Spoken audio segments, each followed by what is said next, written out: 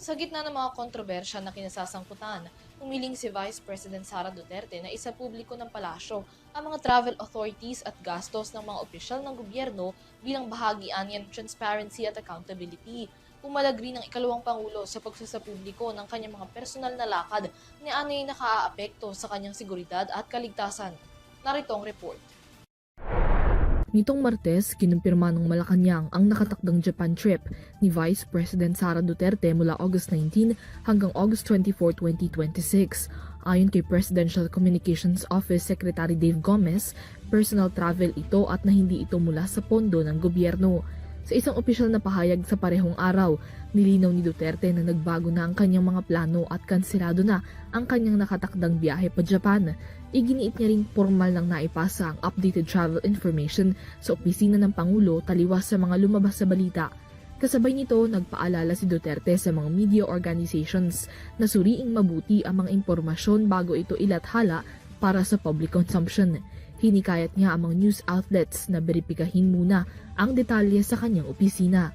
Gayon din, nanawagan si Duterte sa Office of the President na ang disclosure at pagsasapubliko ng kanyang travel schedule ay nakaaapekto sa kanyang seguridad at kaligtasan.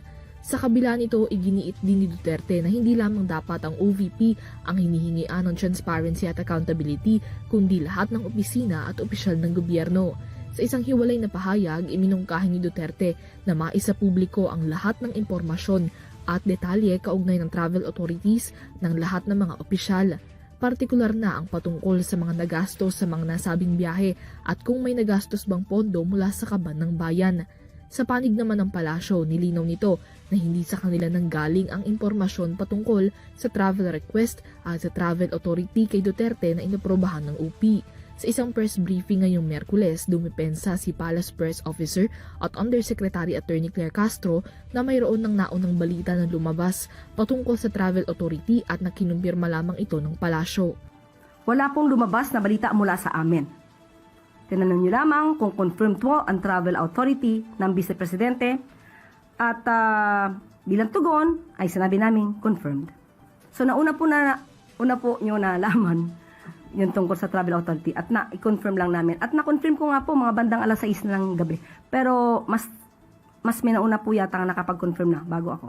Pagdating naman sa apela ni Duterte para sa public disclosure ng travel authorities at expenses ng lahat ng mga opisyal ng gobyerno, sagot ni Castro, lagi naman po transparent ang Office of the President pagdating po sa pagbabiyahe. Nagkakaroon pa nga po ng pagre-report, may kapihan pa po at nakikita niyo po kung ano ang nangyari sa mga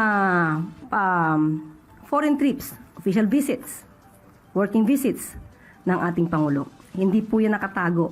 Hindi po yan itinatago. Dagdag niya pa, bukas ang palasyo na magbigay ng detalye at kumpirmasyon para sa lahat ng government offices at officials.